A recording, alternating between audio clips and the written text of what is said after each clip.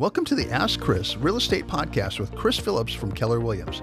A successful 20-year veteran in the Middle Tennessee real estate market with over 100 five-star reviews, Chris is known for his knowledge and integrity. Whether you're buying, selling, investing, or just curious, his insight will guide you along the way. Welcome to Ask Chris. Here on this show, we talk about all things real estate here in the Nashville area.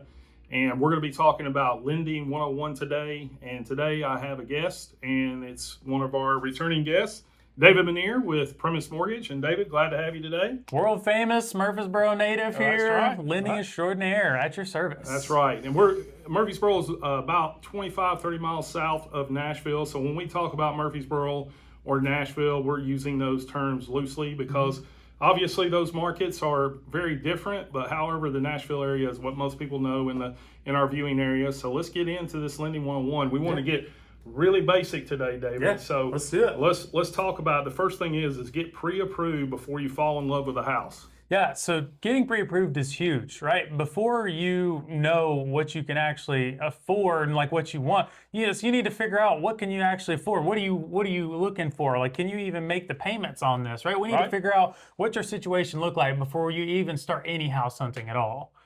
Yeah. So one of the things you want to do first is you get pre-approved. This is going to let you know the pitfalls that you're going to have along the way. David's going to ask you some questions like, what did you think your payment was going to be when you bought this price for a house? Yeah. The next thing is how much cash you're going to need for closing. Yeah, that's a huge thing, right? Yep. Different loan programs have different cash to close requirements. So, I mean, it's nice to know that up front so that you know what you're getting into on the front end. Correct. And then the best loan type. There's different loan types that we can go into with that. Yeah. And David's going to discuss the pros and cons of each one so that you understand which one best fits you for the situation you're doing, because more on that to come later in the video. Yes, more of that to come. And then we're going to fix issues early. Yeah, for sure. I love that. That's one of my favorite things about real estate. That's one of the things I bring to the table is solving problems before there are problems. Yeah, that's huge. Like, we love making sure that we're staying on top of things, because if there's something that's going to be a hindrance, we want to know that at the beginning before you go under contract, then 5 days before closing, and then you're scrambling to see if we can make it happen. Yeah, and the other thing is being pre-qualified. Estimate, pre-approval, verifying documents, stronger when you're making the offer. So I know when I get a buyer from David, the guy's already been pre-qualified or the couple's already been pre-qualified. We don't have to worry about that stuff. Yeah. And it's going to make us a much stronger offer. Like, hey, we've already done all the heavy lifting. We're ready to move forward and do our inspections. And I'll kind of talk about the difference between pre-qualified versus a pre-approval, right? So the pre-qualification, that's, you just kind of telling me, hey, I work at X company, I make $5,000 a month, here's my debts. And then I, run those numbers and say, based on this is what you're qualified for, right? So the pre-approval, this is where I'm actually looking at your W-2s, I'm looking at your pay stubs, I'm looking at your bank statements, I've run a credit report on you. So I know all the numbers. I'm not working with, I think this is where I'm at. I'm working with actual legitimate numbers that are right in front of me. And it's important to get all of those correctly done. On the front end. On the front end, yes. Right. Because, I did this when I applied for my investment loan for that. I forgot I had a credit card that I just opened up, and Kelly had to get that to you. Yeah, I mean, so sometimes it might just be a little bit of a hassle to get a couple statements or something. Didn't kill the deal or nothing, but sometimes it can just make things take a little bit more complicated. And we're talking about debt to income ratio in there. That's why we're looking at this. We don't want to get real complicated on this. We want to keep this really simple. The next one is understanding your monthly payment. Yeah, so monthly payment is more than just your principal and your interest, right? So you're going to have your principal and interest, right? So that's just what's the loan that you're paying, right? But you're also going to have your taxes that you're going to pay. Typically, we put those in escrow. So there's taxes, insurance. Usually we'll escrow that as well. And then if there's an HOA as well, we also have to factor in, is there a monthly HOA that we have to take into consideration as well when you're buying this home? And, perfect credit's not required. So what's the lowest credit score that you're doing right now? Yeah, so lowest scores that we do, so FHA is down as low as 580. Okay. Right, so you do not have to have perfect credit, right? Different loan programs are better for certain credit scores, right? Typically conventionals.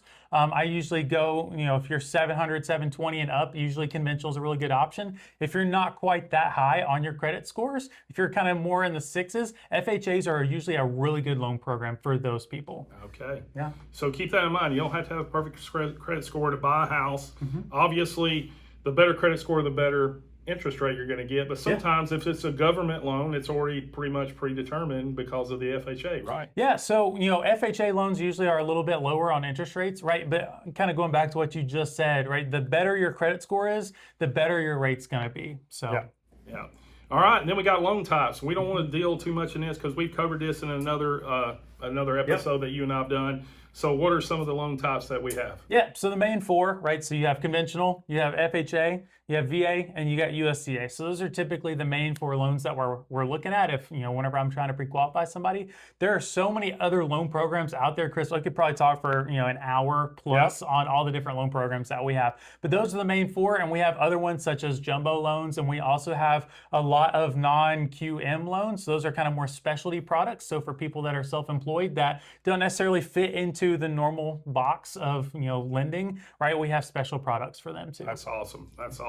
So keep that in mind with your loan, your loan types. Depending on what your situation is and the house you're buying. Yeah. If you're doing USDA, that it has to be in a certain address or a certain area in order to qualify for that. Yep, for sure. And then you have to meet other guidelines as well. So cost beyond the down payment. Let's talk about that. Yeah, so there is a lot that gets involved whenever you're talking closing costs, right? So you have the down payment, but then there's the rest of the closing costs that are involved, right? So these are, loan fees, right? Application fees, things that are associated with our company to lend on it, right? So you have appraisal fees, you have title fees, there's prepaying taxes, insurance, all these things get wrapped up into the remainder of your closing costs. So you have a down payment, right? So for example, if you're getting an FHA loan, so we do those as low as 3.5% down. Right. So 3.5% down payment on FHA loan, but then you're also gonna have all these other closing costs that are built in as well, right? But then that's where agents like you can come in to help get, concessions from the sellers. I don't know if you wanna mention that. Yeah, so we can get concessions on that. And I feel like if you're a new buyer or you're not really comfortable with the loan process, this is where I feel like you can get tripped up a little bit. You get a little bit overwhelmed because you start seeing big numbers like 3.5% in closing costs. And we're going to do a nice round number. We'll do $400,000 for the purchase price, which means you're going to have roughly $13,000, $14,000 for closing. Yeah.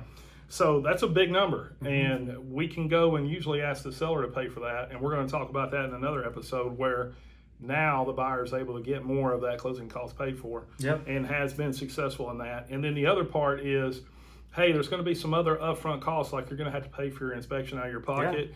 And most likely your appraisal too. Yeah, for sure. And I'll kind of touch on what you were just talking about just to kind of clarify. So sellers are able to help cover some of your closing costs. They aren't able to help cover your down payment. Correct. So those are two separate things. So just something to kind of keep in mind. And when I bought, my first home, I didn't understand, there's additional costs as closing cost, and that is paid by me. Yeah. Luckily, my agent was able to get that covered by the builder. Yeah. So I was able to benefit from that.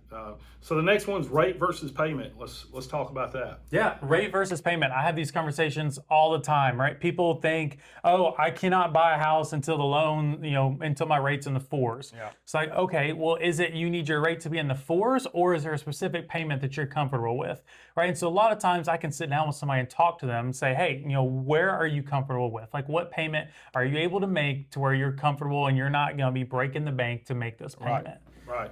Yeah, it's important to talk about that and see that payment up front, like with the insurance, with the taxes and all that going in, and then avoid other financial charges. What does that mean? What are we going to avoid? Yeah, so don't go out and get a new credit card right before closing. Don't go to Ashley Home Furniture and decide to finance a whole living room set. Don't go out and buy a new truck. These are all things. Do not add new debts into the loan, because then that could mess up that debt to income ratio we talked about and could cause you to not qualify. Right. So don't change jobs. If there's ever any questions that you have of, hey, is this something that's going to impact my loan? I always tell my people, hey, give me a call, and then I can tell you, hey, don't do that, or hey, no worries, you can go ahead and do it, that's fine. Right, and then also don't move a bunch of big money deposits, or if you're doing a big money deposit, you need to have documentation on why that's there. Yep, for sure. So if you're pulling money out of a retirement account that you're using towards a down payment, you're going to have to show documentation of that. You can't just say, well, I got this from my loan officer. Exactly. All right, and then the lender and realtor team,